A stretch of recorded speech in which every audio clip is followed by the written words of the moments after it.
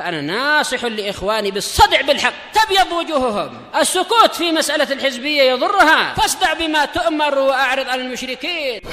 سلامي على دماج ورجالها والشيخ يحيى ودار العلم يا سعد بانيها. بسم الله الرحمن الرحيم. إن الحمد لله نحمده ونستعينه ونستغفره ونعوذ بالله من شرور أنفسنا وسيئات أعمالنا.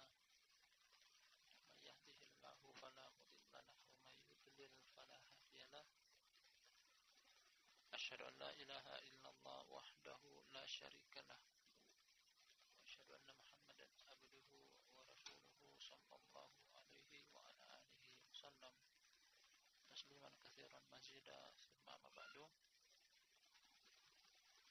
kita lanjutkan kembali kajian rutinitas kita pada kitab Al-Mabadi'ul Mufidah fi Tauhidi wal Fiqhi wal Aqidah, prinsip-prinsip dasar yang bermanfaat dalam pengesahan Allah, pemahaman ibadah serta ideologi, sebuah karya tulis milik Syekh Yahya ibn Ali al-Hajuri hafizahullah ta'ala. Tanpa terasa, alhamdulillah telah kita selesaikan 16 poin pertama dalam mabadi atau prinsip dasar tauhid dan akidah. Kali ini kita akan masuk pada mabadi yang ke-17. Langsung saja kita baca. Kata sang penulis yakni Syekh Yahya hafizahullah ta'ala, as-sabi'ata asyar yang ke-17. Fa idza qila laka, apabila dikatakan kepada engkau, apabila ditanyakan kepada engkau, hal dinul islami kamilun am yahtaju ila takmil. Nah, materi masih berkaitan dengan materi akidah. Bunyi pertanyaannya, apabila dikatakan kepada engkau, apakah agama Islam ini sempurna ataukah butuh pelengkap? Nah, kita ulangi bunyi pertanyaannya karena ini penting, bagian daripada pemahaman akidah. Apakah agama Islam sempurna atau butuh kepada pelengkap? Nah, sebelum kita membaca jawaban dari penulis, hanya ada dua kemungkinan dari jawaban akan pertanyaan ini. Kalau kita menganggap bahwasanya telah sempurna, berarti tidak perlu lagi penambahan. Kalau kita menganggap bahwasanya agama ini masih kurang dan butuh penyempurna, berarti seseorang setelah Nabi SAW meninggal dunia boleh untuk menambahkan bagian daripada agama. Nah, kira-kira jawaban mana yang benar? Kita baca jawaban dari Syekh Yahya bin Ali al-Hajuri terhadap pertanyaan yang beliau sebutkan di atas. Faqul, maka katakanlah, huwa dinun kamilun. Nah, agama Islam adalah agama yang sempurna. Agama yang sempurna. Artinya sempurna, tidak butuh lagi dengan pelengkap, tidak butuh lagi dengan penyempurna. Sudah selesai. Dengan meninggalnya Nabi sallallahu alaihi wasallam, agama ini sudah sempurna. Sudah sampai pada puncak titik kesempurnaan. Jangan ditambah, jangan dikurangi, jangan diganti. Nah, jangan dirubah. Ini maksud dari agama Islam sempurna. Jangan ditambahkan sesuatu bukan darinya, jangan juga dikurangi setelah sempurnanya, jangan diganti serta jangan dirubah. Nah, artinya kalau kita mengganti, kita merubah, kita menambah, berarti anggapan kita agama ini tidak sempurna, padahal Allah telah menyempurnakan agama ini. Nabi SAW tidaklah beliau meninggal dunia di akhir hayat beliau kecuali dalam keadaan agama ini telah sempurna. Kita baca landasan hukumnya. Wa dalilu qaulullahi ta'ala, landasan hukumnya adalah perkataan Allah yang maha tinggi. Al-yawma akmaltu lakum dinakum wa atmamtu alaikum ni'mati wa raditu lakum al-islam madinah. Nah, potongan ayat dari surat Al-Maidah, kata Allah, al-yawma, pada hari ini. Hari ini tepatnya adalah hari Arafah, tanggal ke-9 bulan Dzulhijjah, tahun ke-10 Hijriah. Kurang lebih, atau tidak lebih dari 40 hari. Kemudian Nabi SAW meninggal dunia. Turunnya ayat ini kemudian sekitaran 40 hari ke depan Nabi SAW meninggal dunia. Artinya beliau meninggal dunia dalam keadaan ayat ini turun beberapa saat sebelum beliau meninggal. Al-yawma, yakni pada hari ini, akmaltu lakum dinakum, kata Allah, aku telah sempurnakan bagi kalian agama kalian. Perhatikan, Allah mengatakan telah menyempurnakan agama Islam bagi kalian. Wa atmamtu alaikum ni'mati, dan aku lengkapkan bagi kalian nikmatku. Agama Islam adalah nikmat dari Allah. Agama Islam adalah nikmat dari Allah. Wa raditu lakum al-Islam dinan, dan aku ridho Islam sebagai agama bagi kalian. Dan aku ridho Islam sebagai agama bagi kalian. Dari ayat yang singkat dan ringkas ini, tepatnya pada ayat yang ketiga dari surat Al-Maidah, menjabarkan kepada kita bahwasanya agama Islam memiliki 3 karakter yang tidak ada pada agama yang lainnya. Nah, karakter pertama, agama Islam adalah lengkap, sempurna. Agama Islam adalah nikmat, karakter yang kedua. Karakter yang ketiga, Islam adalah diridhoi oleh Allah Subhanahu wa taala. Nah, apa maksud dari kata Allah menjadikan agama Islam adalah agama yang sempurna, berbeda dengan agama-agama yang lainnya? Perhatikan, bahkan ini pun diakui oleh musuh-musuh Islam. Datang sebuah hadis dari Salman Al-Farisi radhiyallahu anhu, riwayat Imam Muslim. Orang musyrik datang kepada Salman Al-Farisi sambil mengatakan kepada Salman Al-Farisi radhiyallahu anhu, seorang sahabat yang mulia, "Inna nabiyyakum qad 'allamakum kulla syai'in hatta al-khira'ah." Kata orang musyrik tersebut datang kepada orang musyrik, sungguh nabi kalian telah mengajarkan kepada kalian segala sesuatu, bahkan dalam permasalahan buang hajat. Kita ulangi. Pengakuan seorang yang beragama non-muslim, yakni orang musyrik, datang kepada Salman Al-Farisi, seorang sahabat yang mulia, penganut agama Islam. Inna nabiyyakum qad 'allamakum kulla syai'in hatta al-khira'ah. Sungguh nabi kalian telah mengajarkan kepada kalian segala sesuatu, bahkan permasalahan buang hajat. Buang hajat adalah sesuatu yang tabu untuk diperbincangkan. Nah, maka Nabi SAW memerintahkan kita ketika kita buang hajat, menghindari yang namanya 3 hal bentuk menjaga kehormatan diri. 3 hal tersebut: menjauh dari pandangan, agar tidak terlihat oleh pandangan manusia, tidak terdengar suara, dan tidak tercium bau. Artinya pergi sejauh mungkin.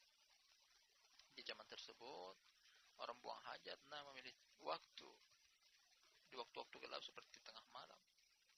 Kemudian memilih tempat yang jauh dari pandangan mata manusia, di tanah lapang, di dalam hutan, di balik bukit, al-muhim tersembunyi.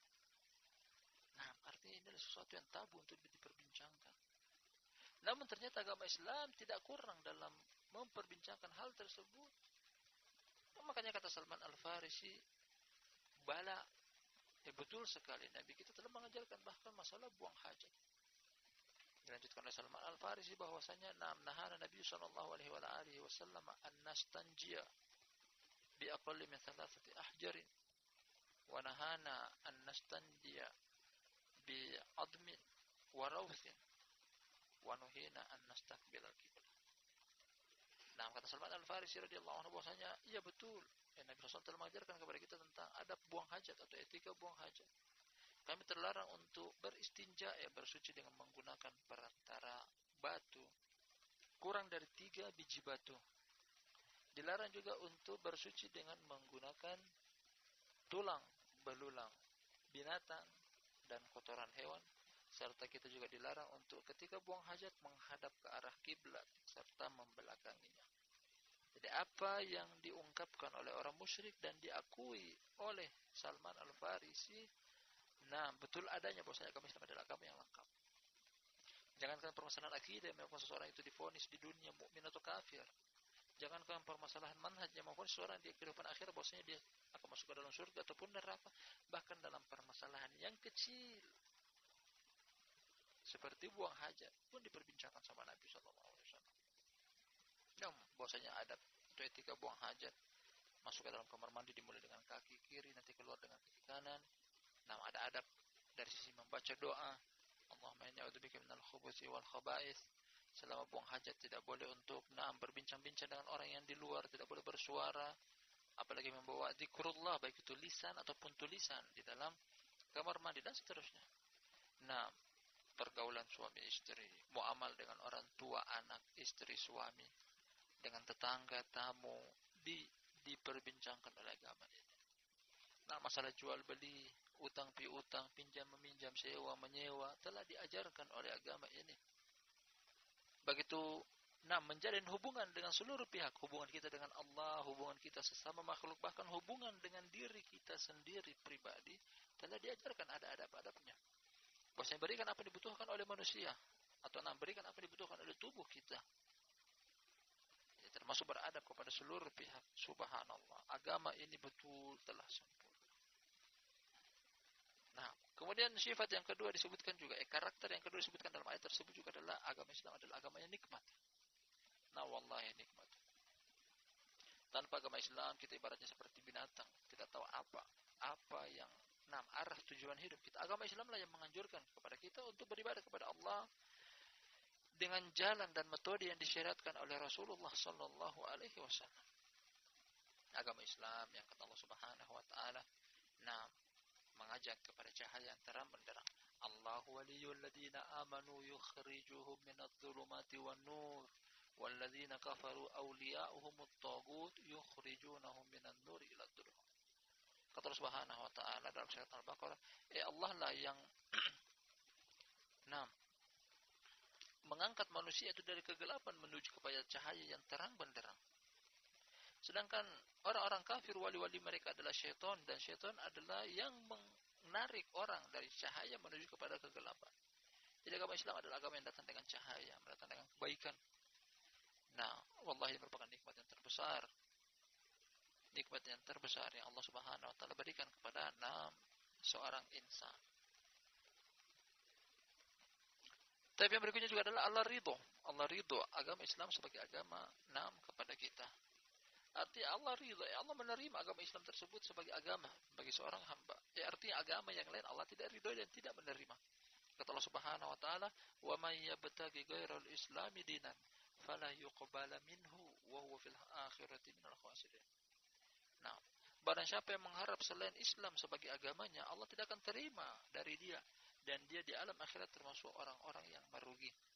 Juga ayat yang sering kita dengar dari lisan-lisan para penceramah, kata mereka, kata Allah Subhanahu wa taala, "Innad dina 'indallahil Islam." Sesungguhnya agama makbulun, agama Islam adalah agama yang diterima.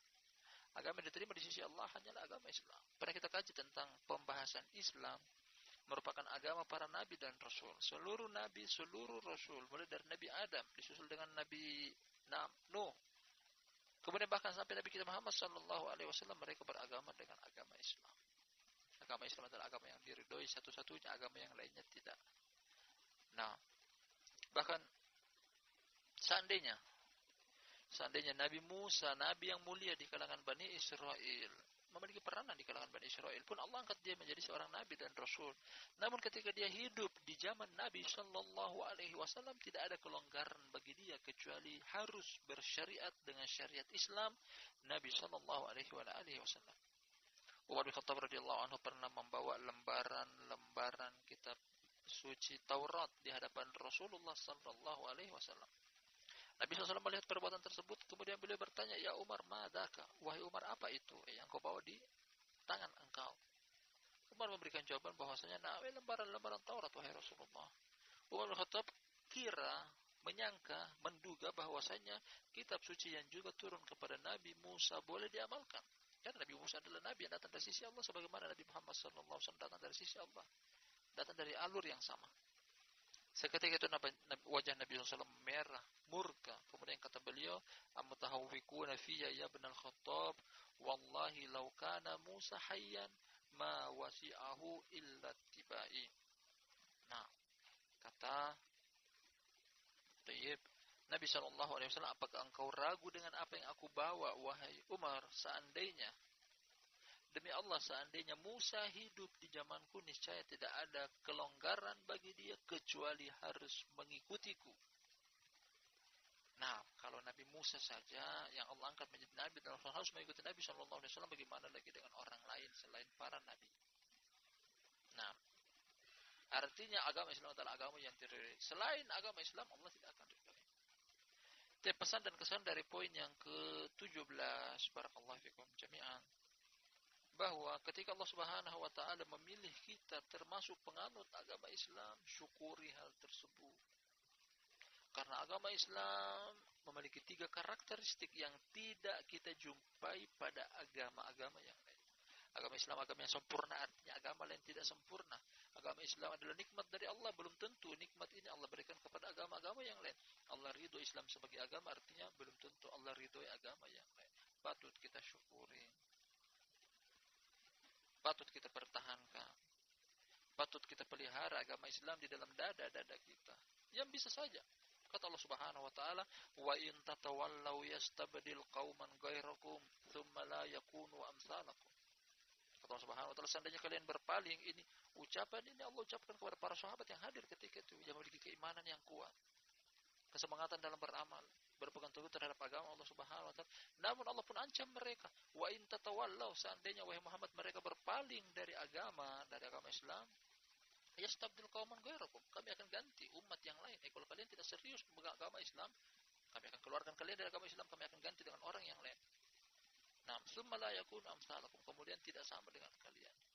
Demikian juga ancaman dari Allah Subhanahu wa taala kepada kita semuanya mendengar ayat ini, ya ayyuhalladzina amanu may yartadda minkum an dini fasawfa ya'ti Allahu biqaumin yuhibbuhum wa yuhibbuna adillatin 'alal mu'minina a'izzatin 'alal kafirin yujahiduna fi sabilillahi wa la yakhafuna laumata laim. Kata Allah Subhanahu wa taala, wahai segenap orang-orang yang beriman, siapa di antara kalian yang murtad dari agama Allah, Allah akan datangkan pengganti bagi kalian. Kalau kalian murtad dari agama Allah Subhanahu wa taala, keluar dari agama Allah, Allah tidak butuh dengan kita, tidak butuh dengan agama kita, tidak butuh dengan apa yang ada pada diri kita. Allah akan sangat mampu memalingkan kita dari agama Allah, kemudian Allah ganti dengan kaum yang lain. Motivasi kepada kita semuanya, sekaligus kita jadikan sebagai akhir dari poin yang ke-17 yang kita baca pada hari ini, bahwasanya Allah menganjurkan kita untuk meninggal di atas agama Islam. Dalam Al-Qur'anul Karim, kata Allah Subhanahu wa taala, ya ayyuhalladzina amanu ittaqullaha haqqa tuqatih wa la tamutunna illa wa antum muslimun. Wahai segenap orang-orang yang beriman, kata Allah Subhanahu wa taala. Bertakwalah kepada Allah dengan sebaik-baik ketakwaan dan janganlah kalian sekali-kali meninggal kecuali dalam keadaan beragama Islam. Allah mewanti-wanti, jangan sekali-kali meninggalkan agama Islam. Karena agama Islam adalah agama yang sempurna. Agama Islam adalah nikmat dari Allah. Agama Islam satu-satunya agama yang Allah Subhanahu wa taala ridhoi. Masih ada waktu, kita akan ambil poin yang setelahnya. Poin yang ke-18 kali ini. Kita baca. Kata sang penulis Syekh Yahya ibn Ali al-Hajuri hafizahullah ta'ala, As-saminata asyar, yang ke-18.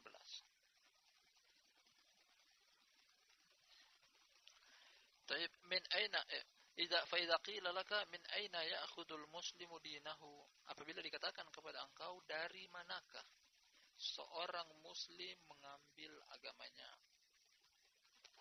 Dari manakah seorang muslim mengambil agamanya? Artinya agama Islam berlandaskan sesuatu.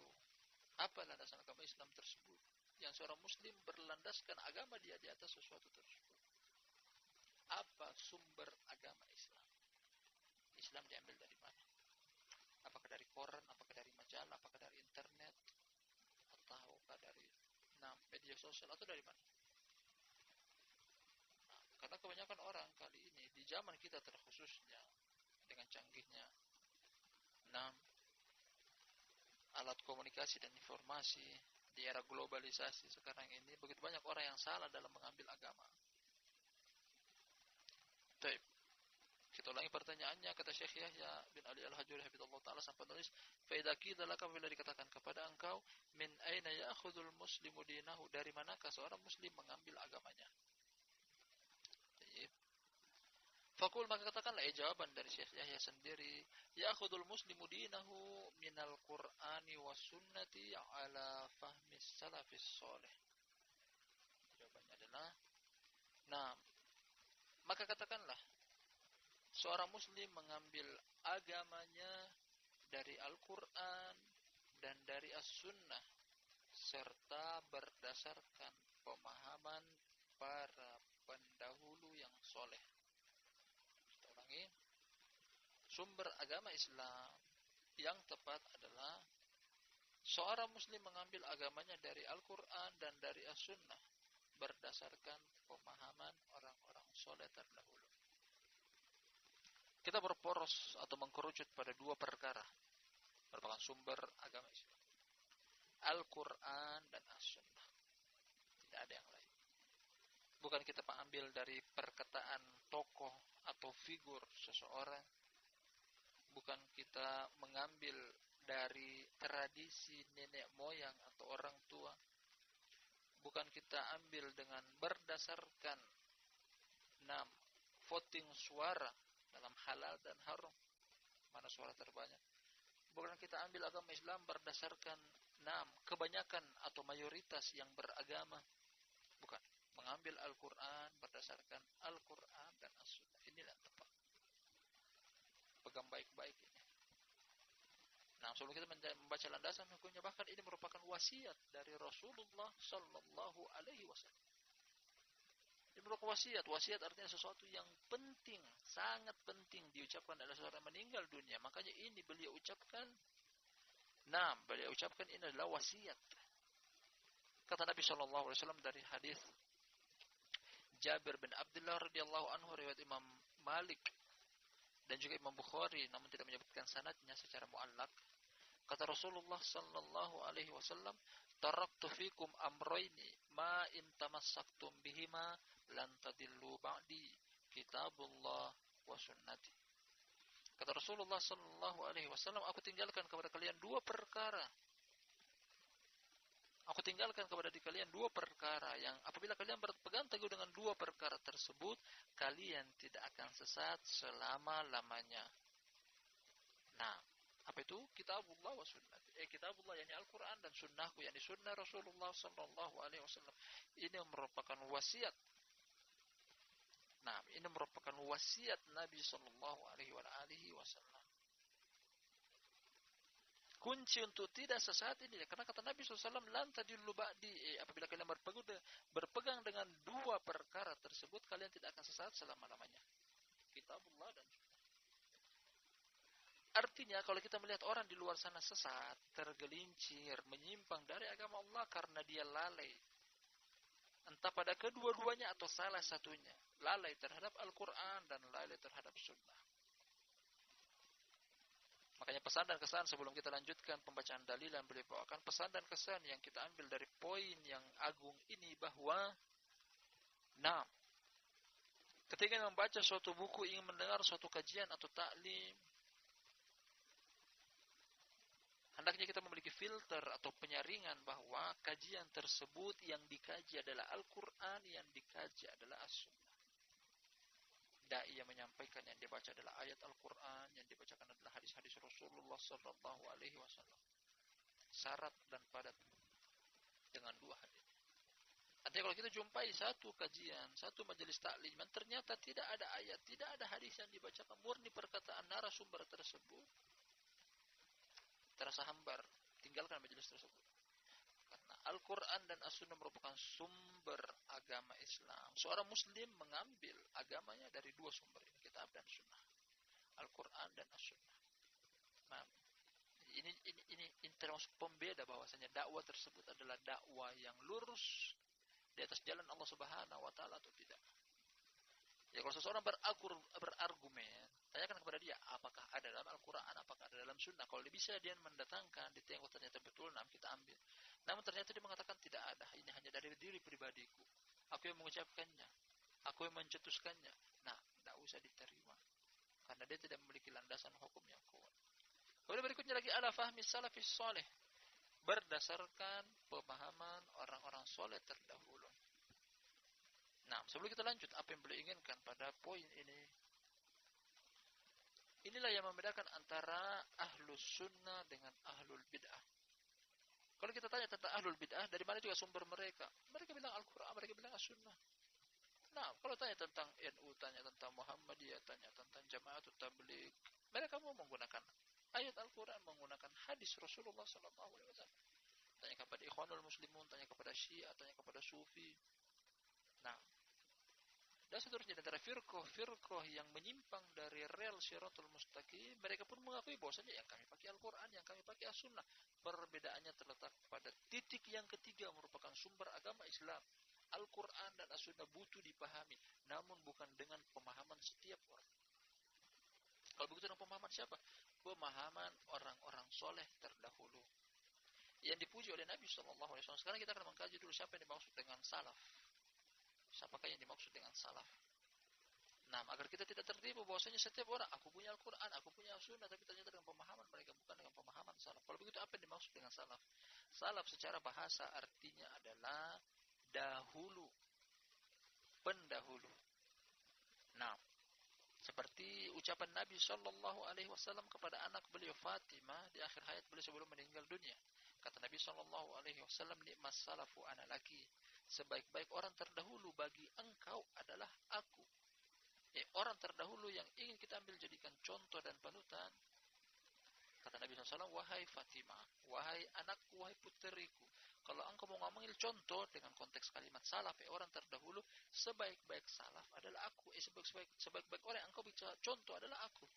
Jadi secara bahasa salaf artinya adalah naam, orang terdahulu. Kemudian menurut syar'i, apa yang dimaksud dengan salafus soleh yang sering kita dengar, sering kita simak dari ucapan-ucapan para penceramah, para dai, kemudian apa yang kita baca dari buku-buku ulama tentang salafus soleh, maknanya adalah 3 generasi emas pertama. Mereka yang dimaksud dengan salaf. Ketika Nabi SAW ditanya oleh Imran bin Husain radhiyallahu anhu, seorang sahabat yang mulia, ya Rasulullah, man khairun nas, wahai Rasulullah, siapakah generasi terbaik? Siapakah orang terbaik?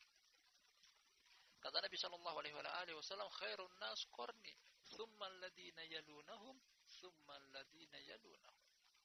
Kata Nabi sallallahu alaihi wasallam, orang terbaik atau generasi terbaik atau manusia terbaik adalah yang hidup di generasiku. Kemudian setelah mereka, kemudian setelah mereka. Beliau berhenti pada generasi yang ketiga. Artinya generasi yang paling terbaik adalah generasinya sahabat yang hidup di zamanku. Kemudian generasi setelah sahabat, generasi setelah sahabat namanya tabi'in. Tabi'in adalah orang-orang yang berjumpa dengan para sahabat namun tidak berjumpa dengan Nabi sallallahu alaihi wasallam. Kemudian yang ketiga boleh sebutkan lagi. Kemudian namanya tabi'ut tabi'in, yang bertemu dengan para tabi'in tapi tidak bertemu dengan sahabat, tidak bertemu lagi dengan Nabi sallallahu alaihi wasallam. 3 generasi emas pertama inilah yang dijuluki dengan salaf. Dan berdasarkan pemahaman mereka terhadap Al-Quran dan Sunnah lah kita pakai. Kalau ada pemahaman yang menyelisihi pemahaman mereka, kita terima pemahaman para sahabat tabi'in dan tabi'ut tabi'in, kita buang pemahaman yang lain. Kenapa mereka? Bukankah setiap orang Allah berikan pemahaman, akal, pemikiran, IQ, feeling, insting, firasat dan semisalnya. Masing-masing orang punya pemberian dari Allah Subhanahu wa taala pada kadar yang sama. Nah, jawabannya adalah iya, betul bahwasanya masing-masing orang punya akal pikiran, namun akal pikiran yang paling sesuai dengan Al-Quran dan As-Sunnah adalah pemahamannya para salaf. Kenapa demikian? Karena mereka adalah orang yang paling tahu tentang Al-Quran dari sisi kapan Al-Quran turun, kepada siapa turunnya, ada alasan apa turunnya. Nah, dengan maksud dan tujuan apa. Sedangkan orang yang datang setelah mereka tidak mengetahui tentang hal tersebut. Surat Al-Baqarah kenapa turun, apa alasannya, pada peristiwa apa, kejadian apa, pesan dan kesan apa. Surat An-Nas kapan turun, dengan tujuan apa. Nah, jadi mereka adalah orang yang merasakan kapan turunnya Al-Quran, dengan tujuan dan maksud apa dari Allah Subhanahu wa taala. Makanya pemahaman mereka yang dipakai. Demikian juga mereka bertemu langsung dengan Nabi SAW ketika beliau merealisasikan sunnah beliau. Nah, jadi tidak setiap orang boleh kita ambil pemahamannya. Yang kita ambil pemahamannya adalah yang mencocoki Al-Quran dan As-Sunnah. Ini penting, makanya kita sengaja untuk memperpanjang kajiannya, dikarenakan inilah yang sering kita jumpai di luar sana, apalagi dengan begitu banyaknya pengakuan tentang aku Ahlus Sunnah. Nah, tapi ternyata mereka menyimpang dari sisi ini karena mereka menggunakan pemahaman Al-Quran dan Sunnah bukan dengan pemahaman salaf, tapi dengan pemahaman mereka sendiri. Akhirnya kita jumpai dari sekian banyak orang-orang yang mengaku kajian-kajian Sunnah. Di luar sana ada Lukmanion, di luar sana ada TV Roja, di luar sana ada Wahda Islamiyah, di luar sana ada ini dan itu yang seluruhnya mengaku Sunnah. Tapi apakah betul pemahaman mereka sesuai dengan Sunnah? Ternyata tidak menyimpang. Nah, ini kita berikan wanti-wanti bahwasanya jangan tertipu dengan hanya sekedar pengakuan Sunnah, kecuali timbang apakah pemahaman mereka terhadap Al-Quran dan As-Sunnah sesuai dengan pemahaman salaf. Nah, seperti dakwah dengan yayasan, apakah ada yayasan di zaman salaf? Berdakwah dengan televisi atau gambar makhluk bernyawa, apakah ada di zaman salaf? Ternyata terbukti tidak ada. Dan kita tidak butuh dengan tambahan-tambahan tersebut. Agama Islam telah sempurna, tidak butuh dengan tambahan-tambahan yang lainnya. Nah, ini kesimpulan dari poin ini sebelum kita membaca dalilnya bahwasanya agama Islam atau seorang muslim dari mana dia mengambil agamanya, sumber agamanya Islam adalah pertama Al-Quran, kedua As-Sunnah, tambahkan yang ketiga dan ini penting, jangan dibuang. Nah, bahkan tambahkan yang ketiga dengan pemahaman salaf. Siapa yang dimaksud dengan salaf? Mereka adalah 3 generasi emas pertama. Kenapa pemahaman mereka tidak dengan pemahaman yang lain? Karena mereka adalah orang yang paling tahu Al-Quran itu turun, dipraktekkan oleh Rasulullah SAW. Mereka melihat langsung dengan mata kepala mereka, mendengar dengan pendengaran telinga mereka, paling paham terhadap Al-Quran, paling paham terhadap sunnah Rasulullah SAW. Nah, mungkin berkaitan dengan dalil-dalil yang boleh ucapkan pada yang akan bawakan kepada kita dalam poin ini, insya Allah kita baca lain waktu. Masih terbilang beberapa dalil, sekitar 3 atau 4, ada berupa Al-Quran, ada berupa hadis. Insya Allah kita akan ambil pada kesempatan yang berikutnya. Wallahu a'lam bishawab. Terima kasih banyak atas kehadirannya, lebih dan kurangnya mohon dimaafkan.